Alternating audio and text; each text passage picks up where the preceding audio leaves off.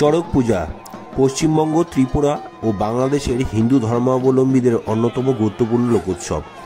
বাংলা পঞ্জিকা অনুযায়ী প্রতি বছর চৈত্র সংক্রান্তিতে বা চৈত্রের শেষ দিনে এ পূজা অনুষ্ঠিত হয় এবং বৈশাখ মাসের প্রথম 2-3 দিন ব্যাপী চড়ক পূজা উৎসব চলে।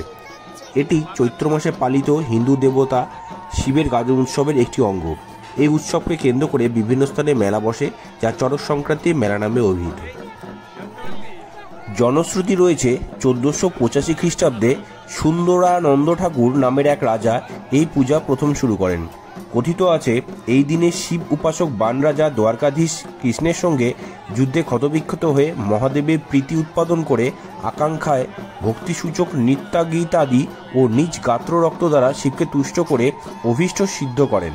সেই স্মৃতিতে শৈব সম্প্রদায় এই দিনে শিবপ্রীতির জন্য উৎসব করে থাকেন।